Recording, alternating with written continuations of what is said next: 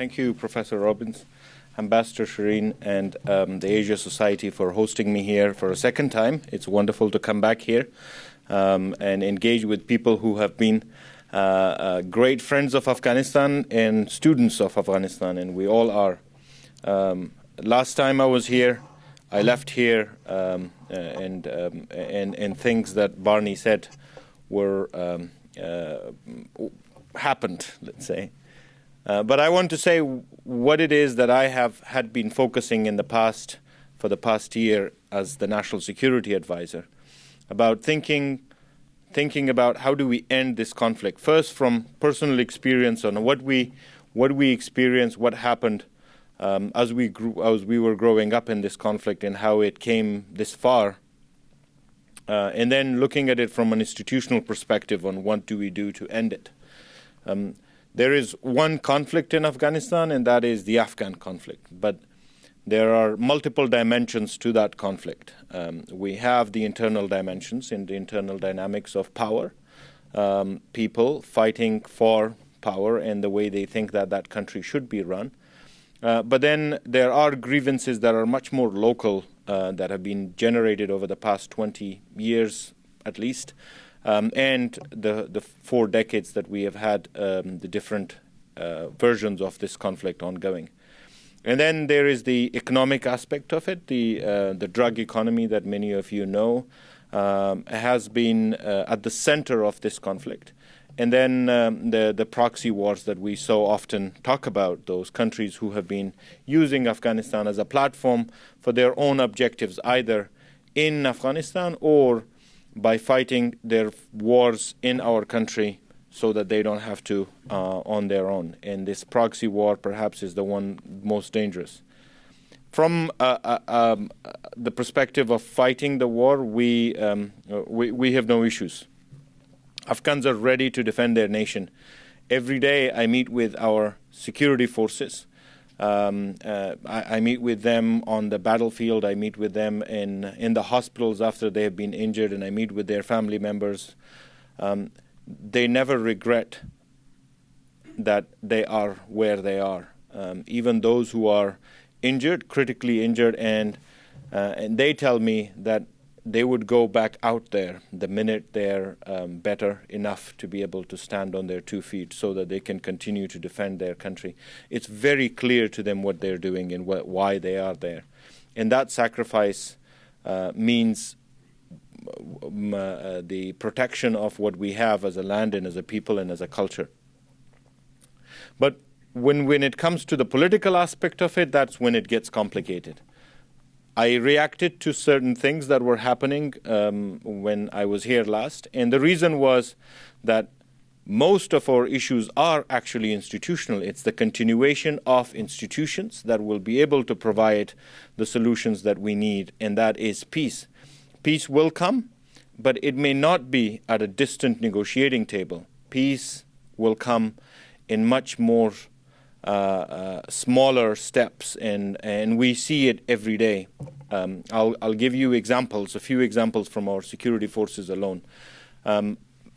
We were, as you know, a dependent security force, mostly dependent on the United States financial help, but also on technical help, on advisory, and also on their other capabilities that came with it. We don't need it as much anymore. The most dependent force in our security apparatus is the commandos and the special forces and the police, the different kinds of special forces we have. We have the crisis response units in the police. We also have the commandos who do operations in the military. And the dependency that I can quote from this year, 1,057 operations by the commandos. Only 4% of those operations were conducted with the help of our international partners. Right? Only 4%. In the special forces that the police have, and that is largely when an attack happens and they go out to clear, 8% of the support came from outside. And they have averted some of the most difficult attacks. Right? Those of you who remember the Mumbai attacks and on Taj Hotel, it took days to clear. We have that. Unfortunately, we have had that on a monthly basis, and every time an attack happens, within a few hours, the CRUs clear those on their own. The institutions that have been built are doing the job that they needed to do, and that is to bring stability, to make it harder for anybody to bring violence to our country, and to clear areas that are taken by insurgents and their terrorist friends who would like to harm you and others outside of Afghanistan. And that institutional support and that institutional development has been as a result of many sacrifices, both by Afghans and our international partners, particularly the United States, who have had, as a country, the most casualties after the Afghans. And we are at a stage where we now are able to conduct these operations, clear our country, and hold them on our own. Right? To give all of that up so we can start all over again is where we think that we go wrong. And that is why, we have strong reaction to when people talk about creating interim setups in Afghanistan. A lot of our conflict has always been the continuation of power. We have finally figured out a system now. Democracy was Afghan, but it came with the help of our international partners. And now it has come to a stage where we are comfortable in dealing with it. It is working. We have a method of continuation of power and transfer of power, and we would like to keep it. And we think that that's the best peace plan ever, to have institutions that are able to deliver rule of law, governance, and security to our people, and are able to defend our country and all of those who have helped us build this system from terrorists who would like to cause us all harm. And that is what I think we are going to focus on post these elections in Afghanistan. Once a new government is formed, peace is going to be a top priority. But what we mean by peace may not be exactly what everybody thinks. It's not going to be a simple negotiations with those Taliban who want to have a political settlement. It's going to mean that we strengthen our security forces, we clear areas that are controlled by transnational criminal groups and are acting as political actors.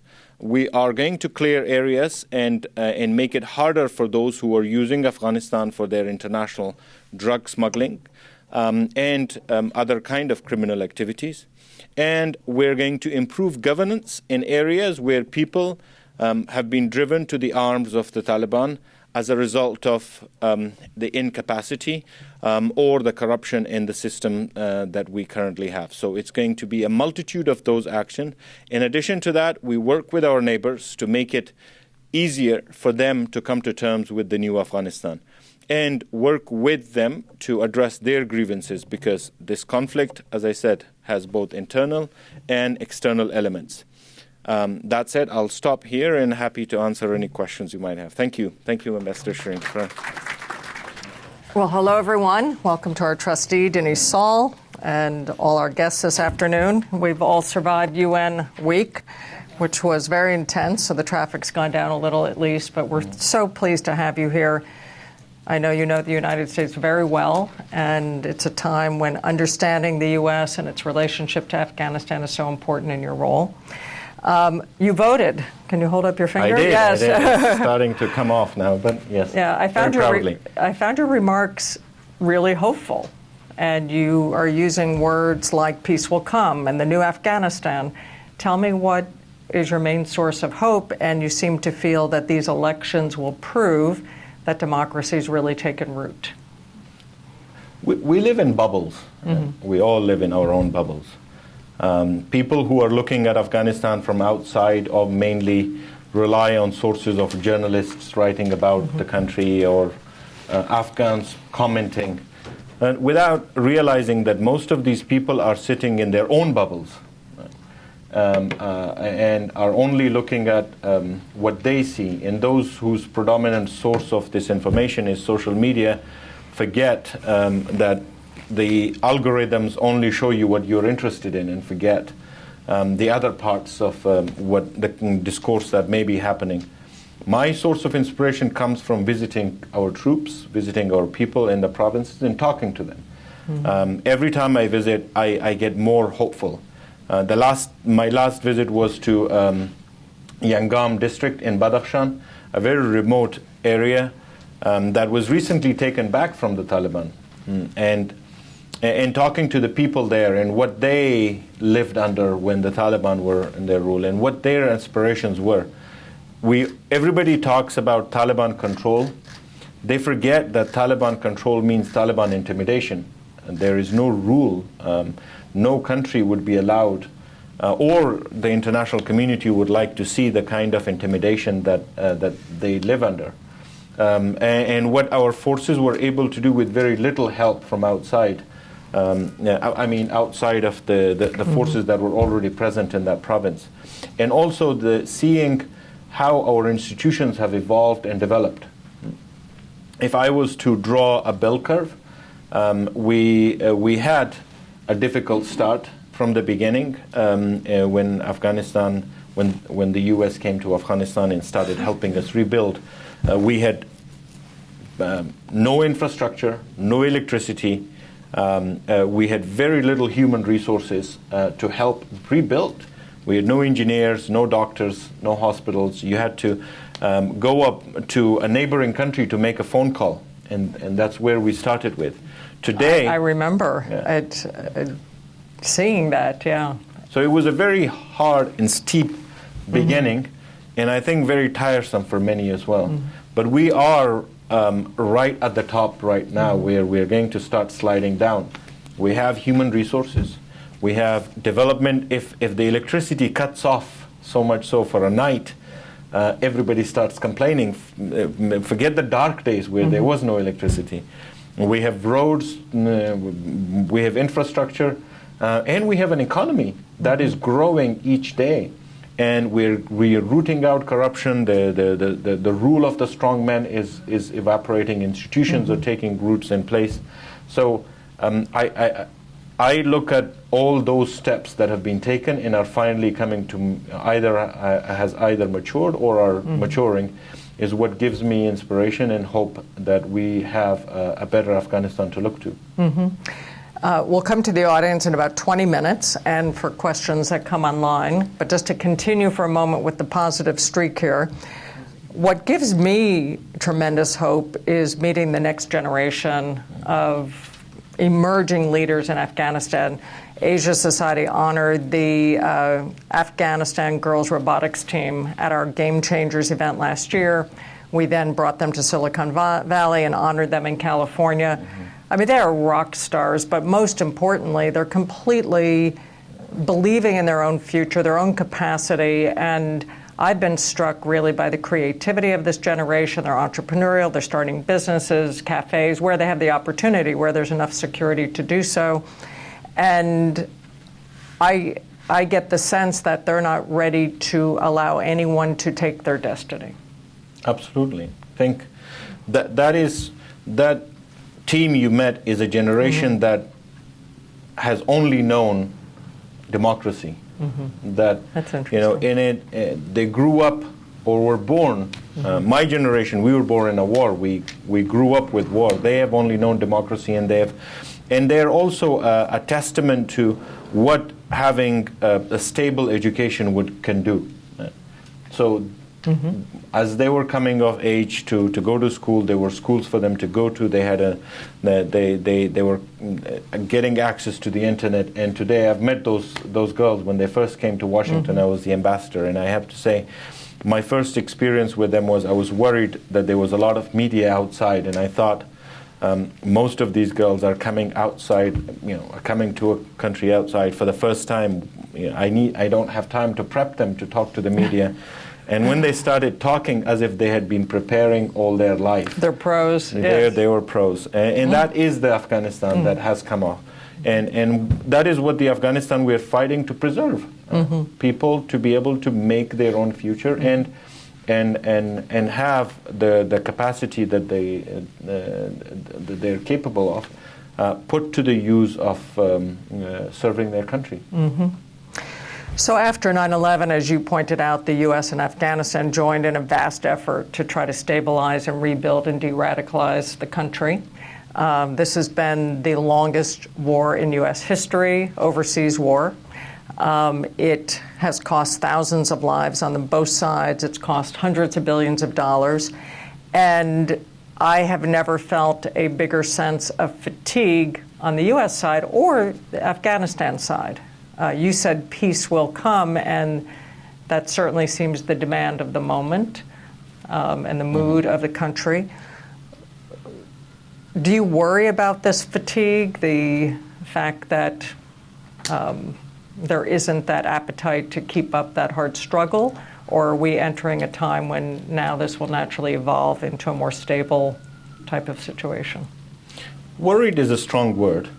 I'm not worried, but definitely concerned. It's the weakest word being used in New York during Unga Week. There's been a lot more threatening words flying around the world in all sorts of zones, but yeah. Well, I'm not worried, but I'm definitely concerned. If the U.S. was to say and leave today, we will have difficulties paying our security forces. We have much to build before that happens.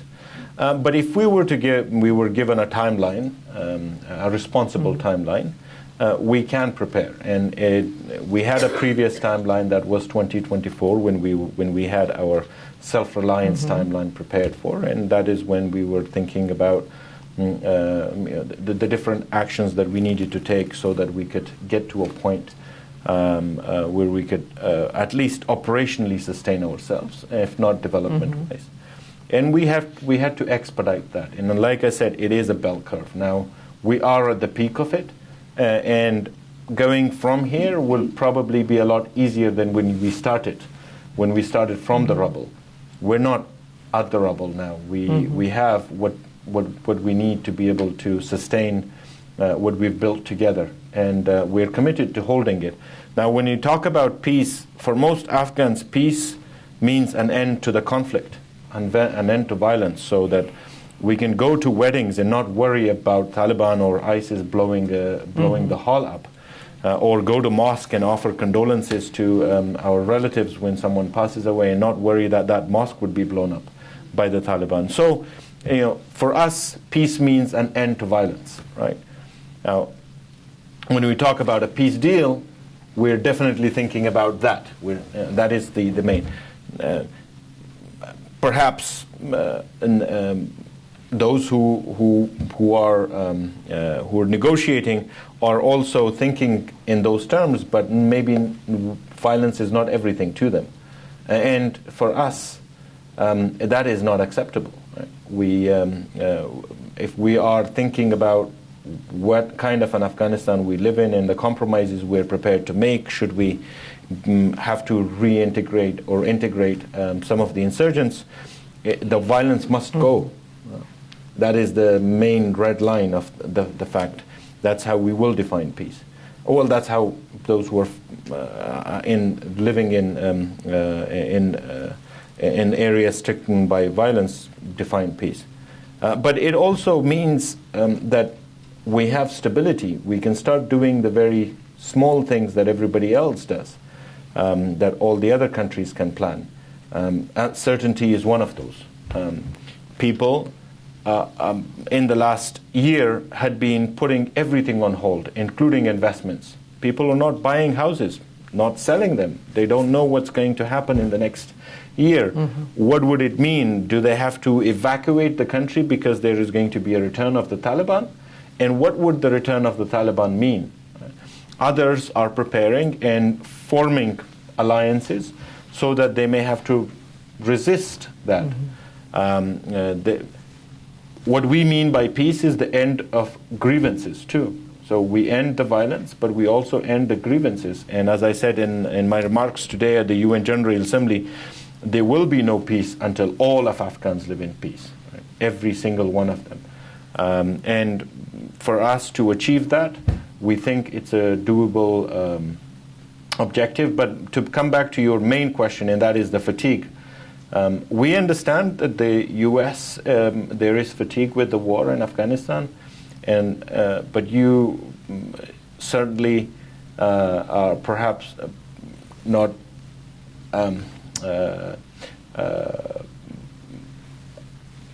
open or the visibility of how fatigued the Afghans are of this war too. We want an end to it, but there has to be a way to end it without completely surrendering to those who have been threatening us for the past 2 decades and what it would come to. That there is a path that we need to work out together. We are thankful to the support that the United States has provided us, and like I said, we don't want to lose it. The gains we've made in the last 2 decades have put us on a path that will lead to the stability that our country needs. And we can take the rest of the road on our own should we have to. What in the current Doha talks or whatever will follow in Norway or Camp David was paused makes you use the words complete surrender? The Taliban said they don't want to talk to the Afghan government. First of all, it's wrong. The Taliban have sat down and talked to the Afghan government when they had to. The first surrender was accepting that as if it was an okay thing to do. Accepting that the Taliban saying they don't want to talk to them. Well, it's not up to them. If they want to live in this country and if they want to be able to be included in whatever arrangement there is in the future, they have to talk to the Afghan government. What was the explanation you were given on that, what you call the first surrender, by the U.S.? What is your understanding of the decision to not include the government? Well, I think I wasn't part of the decision-making process on what could have been, but I think it may have been led by more domestic reasons in the U.S. To want to expedite this process. Just like you said, there is fatigue with the war in Afghanistan, and the government or the administration thought that is the easiest way out. This is what the Taliban want. Let's give that to them, and hopefully they will follow. The next steps will be easier. Without, like I said, this was not going to deliver the peace that the Afghan people thought of.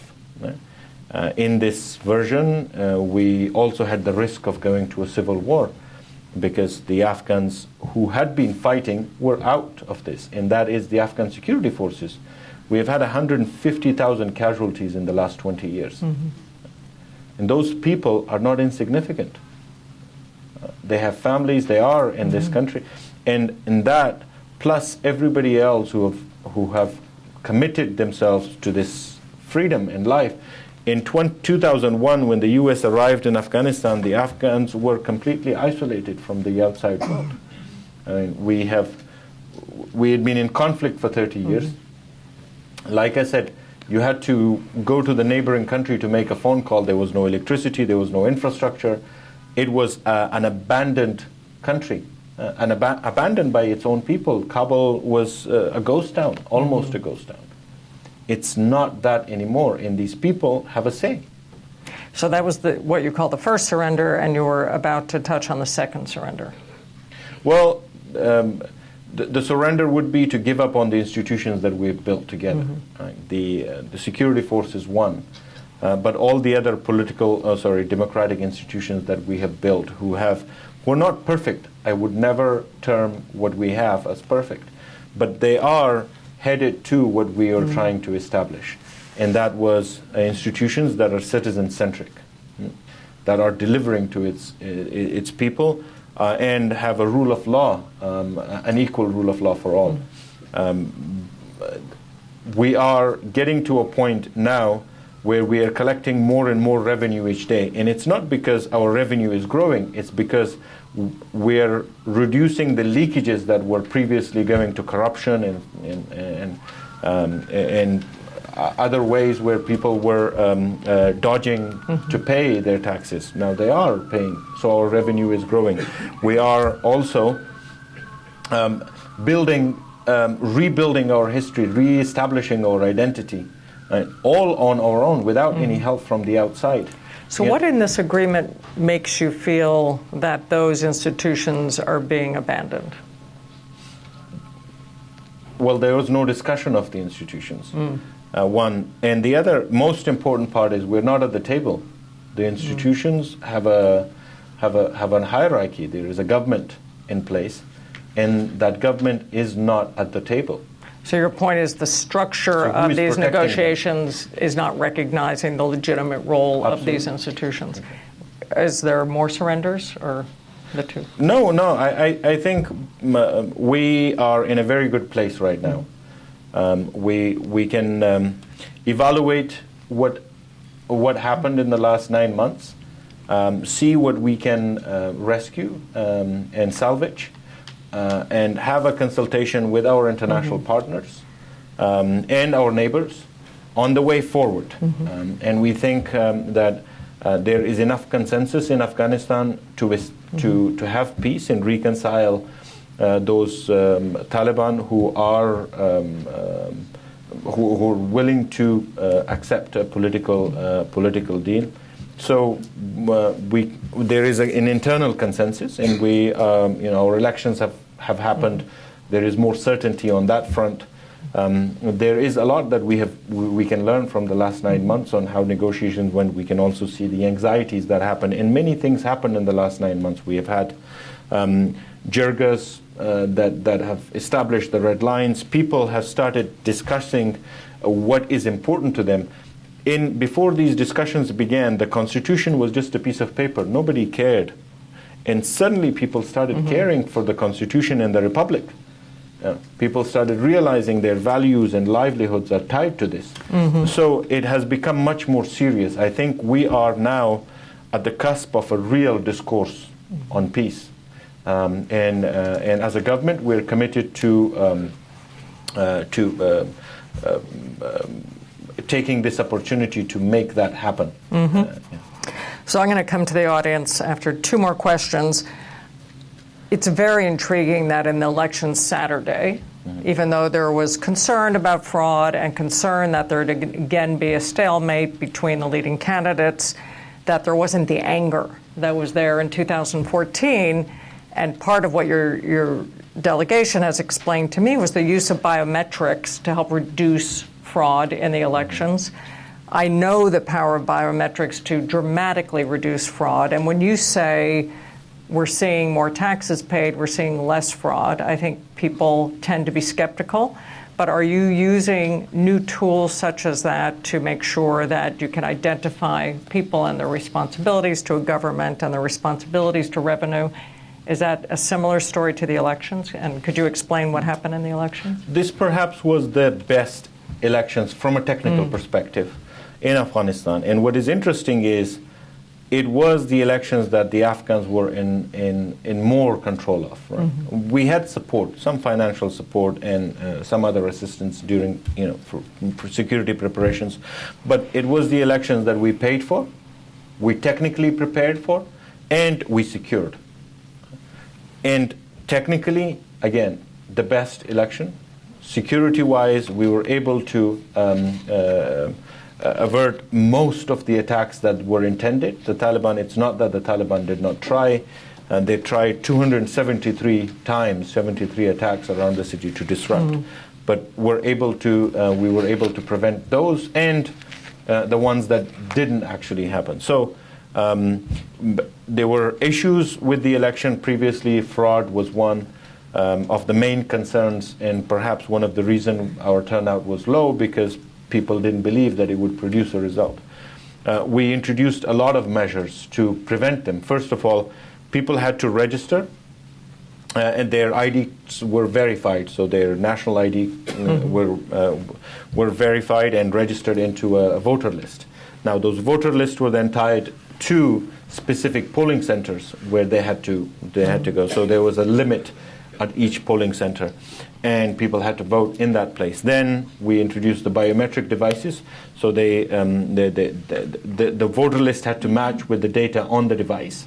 They had to use their fingerprints to for verification and access, and a picture of their ID card and a picture of the person, so that the person actually exists and is not just a ghost. All of those were to add additional measures to ensure that we have no fraud, plus the timestamps, because in the past boxes were filled at night and not on the day. Now the devices can measure when a person voted and what date that was voted on. So we can prevent all of those from fraud. Now, it did create some issues because people who weren't registered showed up and didn't have their names on the registration list. People who have new digital ID cards didn't have to register, but they didn't know that they had to put themselves on the voter list, and they weren't on the voters list. We had some technical issues, but overall, women in conservative areas complained and didn't vote because their photo had to be taken and they weren't. There was no exception to that. So we did have some technical issues on that front too. But overall, the main concern that was fraud was averted with this process. And just a last question before we go to the audience. President Trump said last week in his speech to the UN General Assembly that the U.S. wants to get out of these endless wars.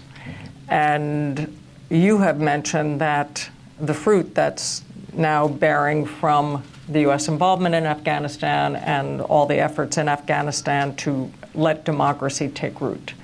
There have not been many success stories. I was Condi Rice's economic deputy at the State Department, and that fervor to create space for democracy in the Muslim world seems to no longer be a priority for the U.S.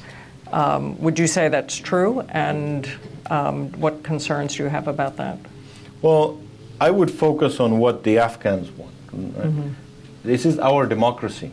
It's what we want. And like I said, the discussions and the discourse on the Republic and our Constitution has been very strong and like never before. People realize what we have and what we want to preserve. So, and it's also not just democracy. It's also a way for us to sustain our institutions and continue. We are not a kingdom. And there has to be a way to transfer of power. There has to be reforms, absolutely, in the way we are governed. But overall, this is our system. It's not a system. It's not an American system. Not an imposed system. It's not an American system. So it's not about what America wants at this stage. It's about what Afghanistan wants, and what we are willing to protect and preserve. If the policy in the States has changed, it doesn't change the discourse or around governance in Afghanistan. Thank you. So we're going to turn now to you. Please introduce yourself and your organization, and please no speeches, but questions. Thank you. Joyce Slayton Mitchell. I mainly work in U.S. education in China, but I'm interested in everywhere. I was thinking about the U.S. press, and I'm interested to hear what you think they have right about Afghanistan. And if you have enough time, what they might have wrong about Afghanistan. It's a very good question. To begin with, they can spell the country. His name, and that's right. We're lucky that a lot of Americans have lived in Afghanistan over the last 20 years, and they've got to know our country well and our people well. So there is a lot of very good information on our country, and a lot of the reporting is very, very good, we have to say. But of course, many people don't have the kind of access they once did to the rural areas. When there was a huge American presence, they would embed with U.S. troops, go to the different provinces, talk to people. That is no longer available. There isn't such a high presence, U.S. presence, so their sources of information are limited. They have to rely on Afghan sources. So sometimes their information is lost in translation, and that can be frustrating. But overall, I would say that the press around Afghanistan, in terms of information, is accurate. It's unfortunate the way press works these days. It's all focused on the negativity. So if we were to build 100 bridges, it's not an extraordinary event, but if one was blown up by the Taliban, it becomes an event, and that is what gets reported. But that is how press works, not just in the U.S. In Afghanistan. We're frustrated with it too. Overall, I would say we're very lucky that this partnership has produced a lot of good relations, and people still cover Afghanistan with a lot of enthusiasm, and we appreciate that work. We'll come to it in a sec. We have 3 questions over the internet on Pakistan. So one mentions my interview with the Prime Minister of Pakistan last week here, saying that obviously he's a major player in all of these questions, and asking what the current state of relations is with Pakistan. Have they been helpful? What could they do to do more? And then we have a few others, but we'll take this one first. Well, Pakistan is an interesting case when it comes to Afghanistan. They're our neighbor, and we can't do without them. But unfortunately, they also apply a foreign policy that is violent, and in support of proxy groups, in support of providing sanctuaries, supporting the ideology of those terrorists fighting, facilitating of the movement of some of those individuals who come to Afghanistan to fight, either Afghan refugees or foreign fighters. But it always says the right things. And so when we meet with them, they know exactly, they know how to charm their way in. The action part is one that we are waiting to see. We have had some good meetings with the Pakistanis in the last few months, but we're yet to see any impact of that on the ground. When the violence is reduced, I think it will open the door for much larger cooperation. There was a question to the Pakistan Prime Minister of the split between the security forces and the political leadership in Pakistan, and that the security forces and reappointing the head of security, all of that sends the wrong signal, because that whole approach to harboring unstable actors or those who want to harm Afghanistan comes out of those security forces. Is that also your sense? Well, we're still analyzing what Prime Minister Imran Khan said in the UN here when he was, because just before that, when we met them, they told us that this is the first time that Pakistani political administration and the military are on the same page, and they assured us time and again that that was the case, that they were speaking with one voice.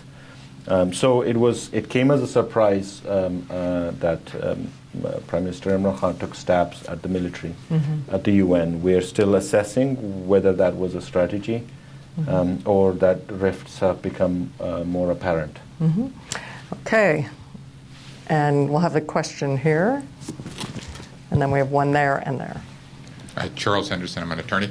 What gives you hope that the Taliban will sort of set aside what appears to be a violent streak within Afghanistan? And also, could you also comment about ISIS and those people that are in the various camps and what threat that poses to Afghan security?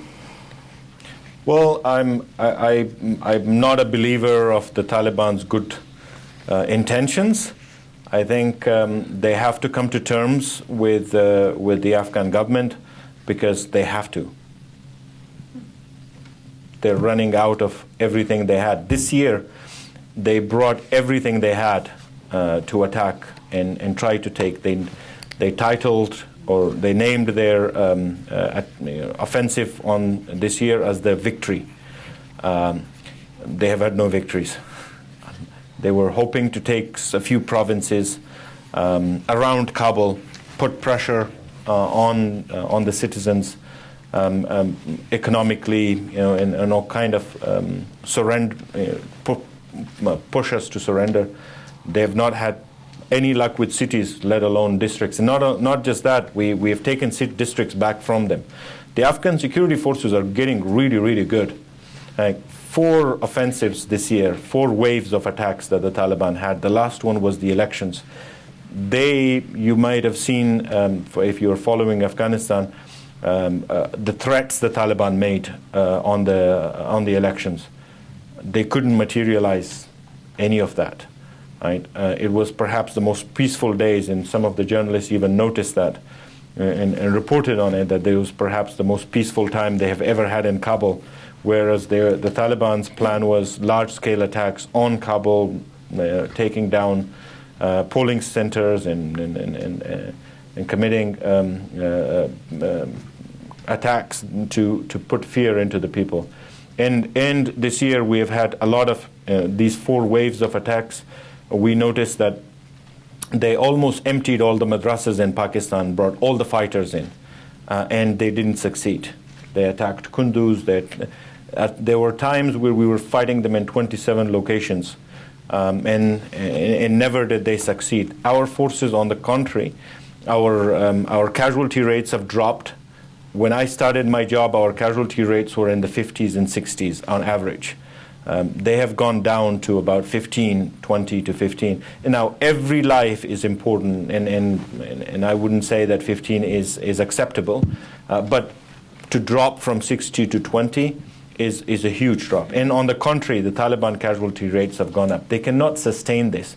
They're losing their narrative. They have lost, they've lost their narrative. They were fighting to free Afghanistan from invaders, but they're having a hard time to explain to the Afghan people their relationship with their sponsors, Pakistan and other sponsors that are funding. So people are asking, and uneducated, unfortunate for them, the educated Afghanistan wants to know what is their relationship with Pakistan. Are they, and what's their independence? They cannot explain that. They're losing their narrative on Islam. Again, it's an Islamic republic. They're not able to sustain that. Militarily, they're defeated, right?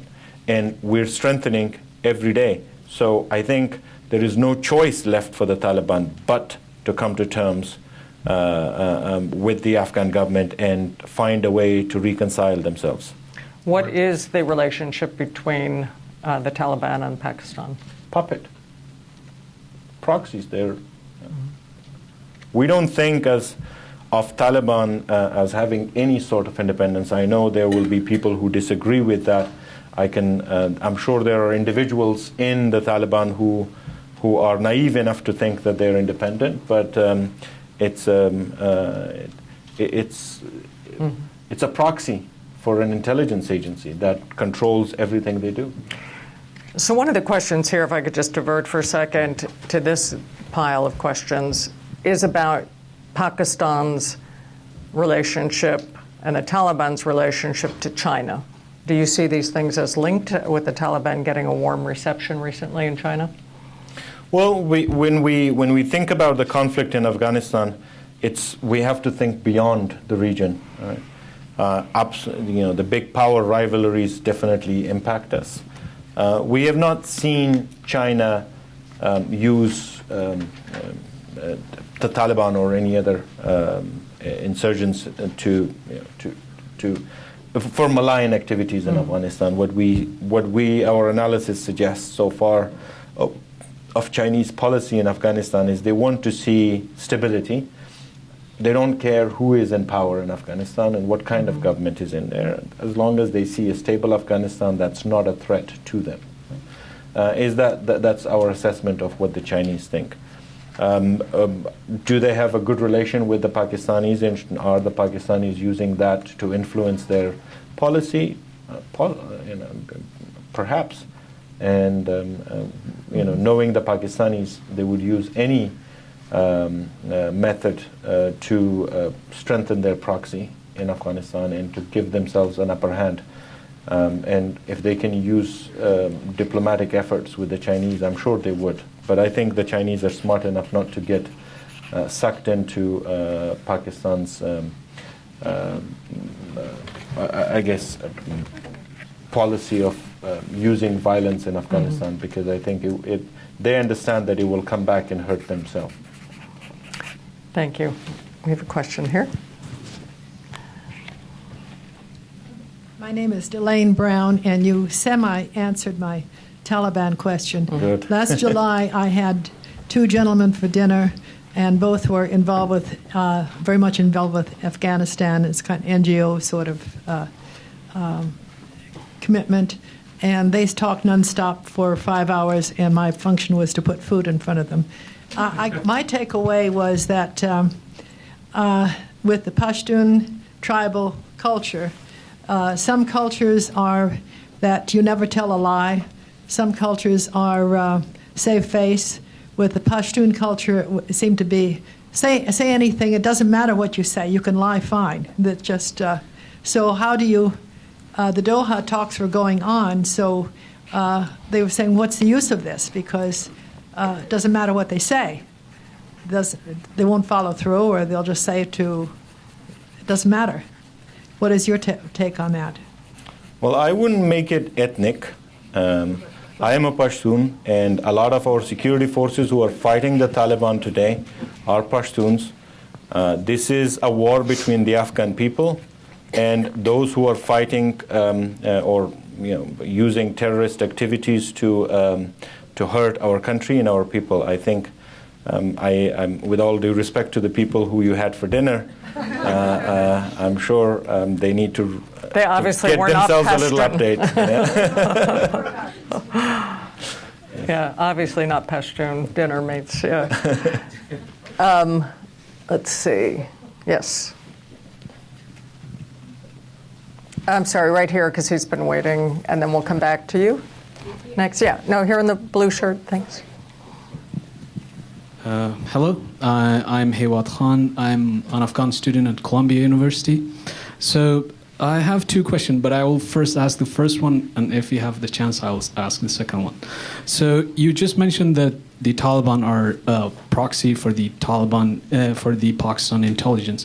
So isn't it that if we are even talking to the Taliban, legitimizing the Pakistan this action, like why don't we talk with the Pakistan directly, and how can we do that? Don't you think we should even stop the negotiation with the proxies, because it will not achieve the same thing?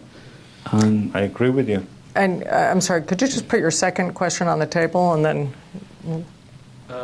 do you want me to ask Yeah, it? yeah, Okay. just ask it. And the second question is about the negotiation, the so-called the peace negotiation that happened. Don't you think that it makes more sense if the Taliban directly talk with the Afghan government, and once the differences is ironed out, then the second phase will happen, the withdrawal of the U.S. troop? It will make a lot of more sense.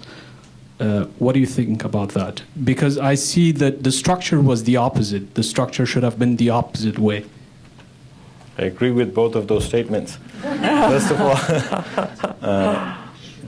there is, on the first part, there is a discussion that I think the international community as a whole is ignoring, and that is the use of proxies. Right? I mean, the United Nations is a wonderful institution. It was built to prevent countries from going into regular combat, direct conflict with one another, and resolve that. But it didn't put in place measures to prevent proxy wars. And I think it needs to be a serious discussion now. Unfortunately, every country uses some sort of proxy, and so everyone is involved to an extent, and for that reason, maybe not taking it very seriously.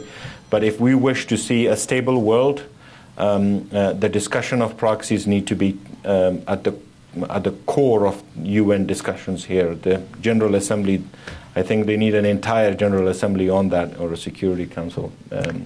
But on the second part, there can only be one discussion. There is no two phases to it, and that is Taliban and the Afghan government. If there is another phase which discusses the withdrawal of foreign troops, that has to be done by the Afghan government. And we have a bilateral agreement with the United States, a bilateral security agreement. There is a framework in place for that. If the U.S. wishes to withdraw, they can give us a notice, and we can start working on that. In the back here. Hi, I'm Raju. I'm a researcher. You've spoken about China and Pakistan. Could you also speak about Afghanistan's relationship with Iran, particularly given what seems to be Iran's changing relationship with Taliban and, of course, the tensions between the U.S. and Iran? Thank you. Well, Iran is a neighbor too. You live in a complicated neighborhood. Yeah, we do. Who doesn't? Yes.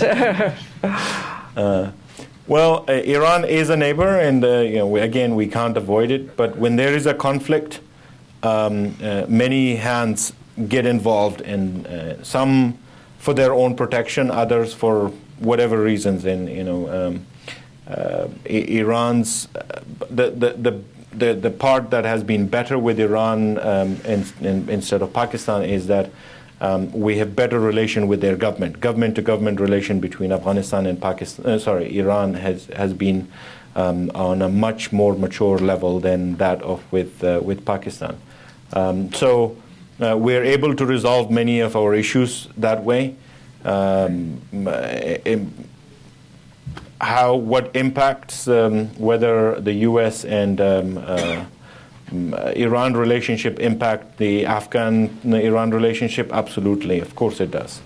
But it's something we're working to manage to make sure that it doesn't have a big impact, and credit must be given to the United States, and that they have also put work in to make sure that relationship doesn't get affected by giving sanctioned relief to, for example, Iran on Chabahar port for Afghanistan, the Afghanistan development. So we're all working to contain the escalating relationship between Iran and the U.S. not to impact Afghanistan. So we have this one, and then we'll come to you right there. Yeah. Two. I'm sorry, the woman behind you after you. That's fine. Go ahead. Go ahead, and then. That's very kind of you. Thank you. My name is Manik Mehta. I am a journalist. Afghanistan is a landlocked country. How do you get access to ports to sustain your exports to major markets? Are you satisfied with Chabahar port? Also, what do you think about the closing of Gwadar for your import-export traffic? Well, we have started to use a different term. We're a land-connected country, not a landlocked country. We connect South and Central Asia at this point. Yes, we once upon a time relied solely on Pakistan in their port of Karachi. But in the last 5 years, President Ghani had made deliberate efforts to expand our connectivity. We are now connected to even all the way to China by train through Uzbekistan, and all our neighbors are our port of connectivity. So we have access to all ports. We are connected to Europe through the Lapis Lazuli corridor from Turkmenistan. We are connected to Chabahar, and we still have access to the Karachi port. We have also extended our connectivity via air corridors. So a lot of our exports of light material now happen via air corridors to India and to the Middle East, GCC countries particularly, things like seasonal fruits and vegetables that go to those countries, plus saffron and others that can easily be carried. So we have been opening air corridors. We are land connected to all our neighbors. And at this point, there is no way but to work with Afghanistan to connect South and Central Asia, and that has been a great success that we are very proud of. So, to the woman here, and just to say, if we don't get to these questions, we're going to have to come back up here for the last 10 minutes. Speaking of saffron, Kashmir, and where that's all headed, Belt and Road, and where that's all headed, And I think we want to make sure we cover those. Hi, my name is Fatma Rahmati. It's good to see you and have you back here. And I thought your answer was going to be the Afghan women inspire you the most. But I don't discriminate. Afghans inspire me. Men and women, that's a distinction that we. Yeah. My question is according to reports, the last month was one of the highest of civilian casualties in the recent years, and more civilians died at the hands of, I guess, ally strikes and government forces as opposed to the Taliban. My question is, are there mechanisms of accountability for drone strikes, such as the 30 pine nut farmers who recently passed a drone strike by an ally, who is the US? And what is being done to reduce civilian casualties? Well, civilian casualties are simply not acceptable. As a responsible government who abides by the rules of engagement, we're doing everything we can to avoid civilian casualties, not just ours, but also our partners who are engaged with us in multiple fights. There is the counterinsurgency part that we fight against the Taliban. Then there is also the counterterrorism part where Al-Qaeda, Daesh, and other elements are being fought with. And sometimes our partners also engage in offensive operations against those. Civilian casualties, like I said, is unacceptable. But I must also add that the Taliban are making it extremely hard to make that happen, because they're not abiding by any rules of engagement. They've taken our villages hostage, they've taken our mosques hostage, they've taken our guest houses or hujras all hostage. They use intimidation to enter into people's home and attack from those places. So the civilian casualties is largely because the Taliban have taken people hostage, and there is no distinction. They're not wearing uniforms. There is no distinction between where a civilian is. If there is so much so that a hint that we see a civilian among the Taliban fighters, all operations are averted. In the last month, we were following one of the Taliban shadow governors for many days, for 6 days, and when we were about to, and when our security forces were about to strike, they identified a woman in there among them, and no permission was allowed. They checked back to see if they were allowed to take the hit. It wasn't permitted. So there is a lot of effort that goes into place when our army and resolute support forces take an action. When it came to some of those paramilitary groups or groups that were created by intelligence agencies and who perhaps didn't follow those strict rules, have also now been restricted. They've been told no action can be taken until it can be fully verified to make sure there are no civilians in the area. But I will use this opportunity to also call on the Taliban to stop using civilians as shields for their and stop using people's homes and mosques as places for as military bases for themselves. Thank you.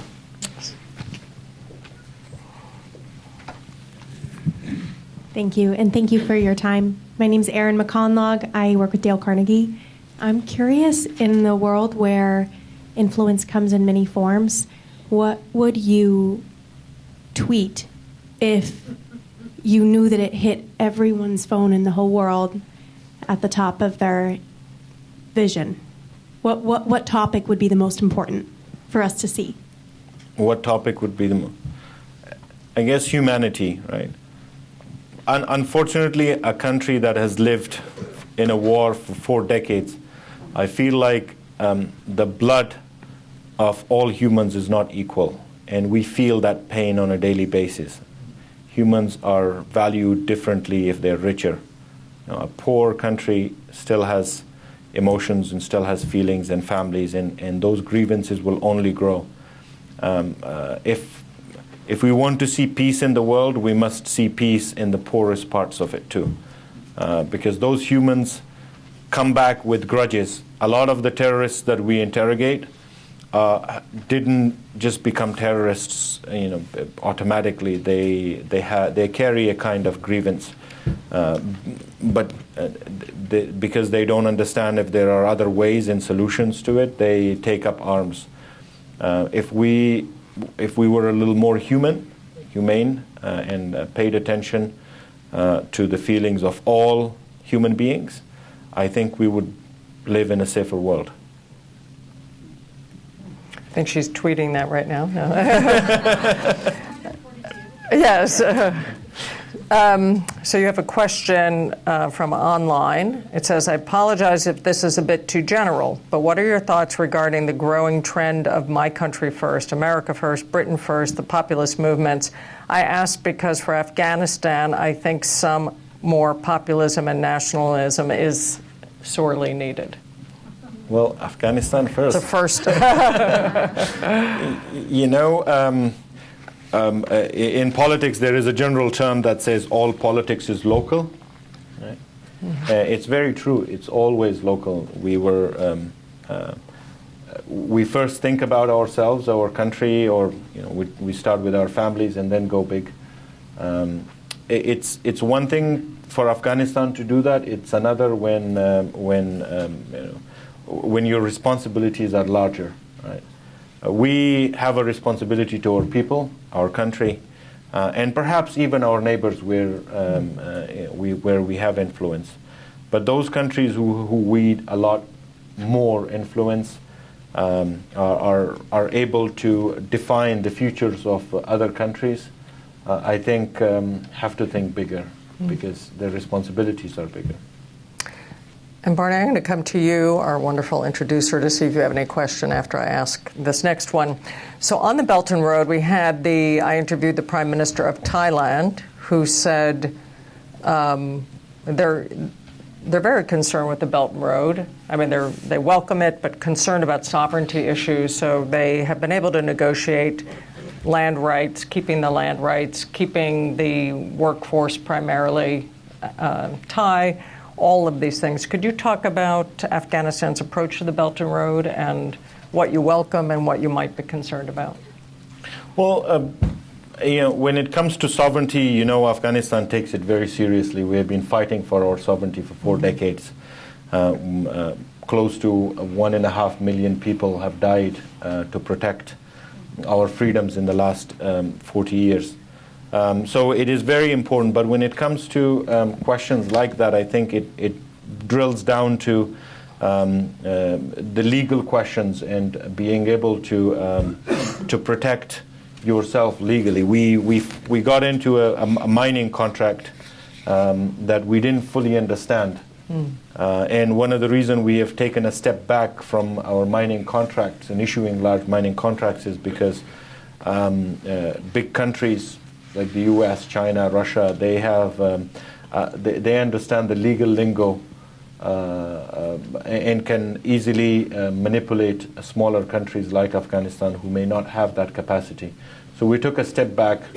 We reevaluated our mining law and all other regulations before we can get back into start negotiating or contracting out the mineral wealth of Afghanistan. And the same applies to our contracts, initiatives that will use Afghanistan to connect it with other countries. We think our biggest asset there is our location. So we think Afghanistan can be able to, a land bridge between South and Central Asia and connect that connectivity. Financially benefiting or economically benefiting all of the region. So we are very interested in connectivity of all sorts, but we are wary and looking into how that happens. And our revival of our legal codes have been to protect ourselves from that. So just to understand, you don't yet have a signed agreement on a Belt and Road project? No. Okay. No. Anything from you? Here's a mic, yep. Well, thank you for the unexpected opportunity. The last time I asked you a question at the Asia Society, you commented that I asked difficult questions. That's why we kept you for last year. But I just can't help myself, so I hope you'll forgive me. Yeah, sure, go ahead. Okay. You mentioned that all countries have proxies. Mm-hmm. That is also true of the United States. And I talked to many of the neighbors of Afghanistan, and as you know much better than I am sure, some of the governments of the neighbors of Afghanistan think that you are a proxy for the United States. Not you personally, but your government is a proxy for the United States. And they feel threatened by the United States. And that is one of the many causes of the external factors in the conflict in Afghanistan today. And I'm not mainly talking about Pakistan in this case. How do you, yet, and the United States is far from Afghanistan, and landlocked or the United States is not land linked to Afghanistan. It requires linkages through those other countries to get there. How do you envision the long-term, medium to long-term relations of the United States and Afghanistan, and what do you tell your neighbors who are very unhappy with the relations between Afghanistan and the United States? Well, our neighbors are not really concerned about us being a proxy for the United States now. What they're worried about is what the U.S. has plans for the future, and not for the immediate, because we are not a threat to any of our neighbors. There has been no threat emanating from Afghanistan outside of our borders to impact any of those countries. If they were, would be in a difficult place. But I think it's the potential of what they think can possibly happen. Having a country in a very critical location, our location is it can also be a curse, and how it can impact if there was long-term U.S. presence without any conditions. But I think those concerns are undue. We have a very serious bilateral security agreement that defines U.S. role in Afghanistan for the time being. And over a longer period, if we were to have a U.S. presence, it will also be defined on what that is, and in a very transparent manner, where those agreements are ratified by our the bilateral security agreement with the U.S. was ratified by our parliament, by Loya Jirga, and by our Senate. Not just so it wasn't a decision that was taken in secrecy. And from what I understand in the questions we got here today as well, the U.S. doesn't want to stay in Afghanistan. It's fatigued. It wants to get out. So I think those countries who wish to see the U.S. leave should help us get to stability faster. And as for dealing with proxies, I think the best way of dealing with this, from where I sit, is by strengthening our own security forces so that they cannot threaten us anymore, and we can provide security to all our people throughout the country, and we are on the path to doing that. Do you feel the timeline for U.S. exit is definitely being squeezed, like you're going to have to adjust to a different kind of timeline? And I know there's quite a bit of bitter history in Afghanistan of the way countries have withdrawn, or a sense of abandonment, that wasn't fully negotiated or understood, and some obsession at the moment in Afghanistan with the U.S. withdrawal from Vietnam and what that means, and looking at lessons from past history. What are you more worried about, a precipitous U.S. exit that would not be well prepared?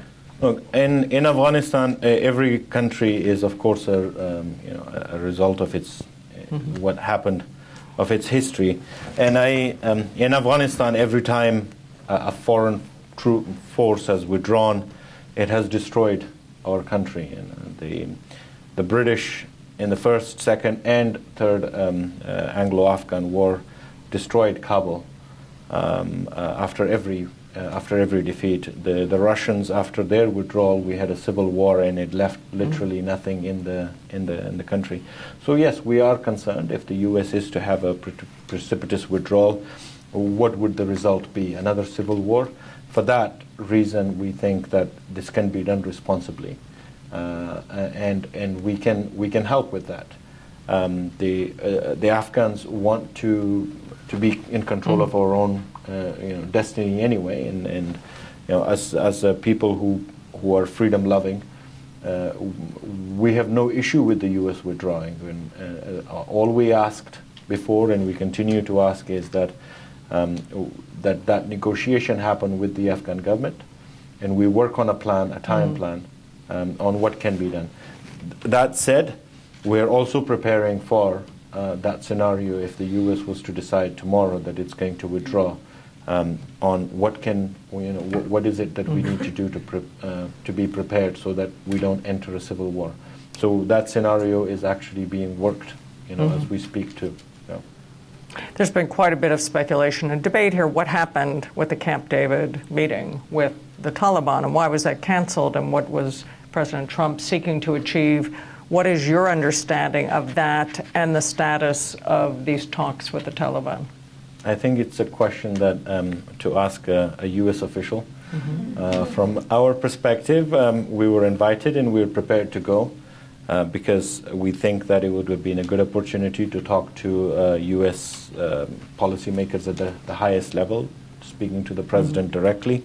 So from our aspect, we were prepared to go and have a real discussion. As for its cancellation, the reasons that were stated in the media were the reasons given to us too. Okay, so Kashmir. One would think you have enough on your plate, but this also would affect Afghanistan quite a lot, and this conflict between India and Pakistan. Could you explain your view of Kashmir and why is that troublesome for you, or what would you hope to happen there? Well, we were unhappy that the Pakistanis tried to drag Afghanistan into the Kashmir issue. It's a bilateral issue between Pakistan and India. To drag Afghanistan and threaten that they will continue violence in our country is, I think, irresponsible.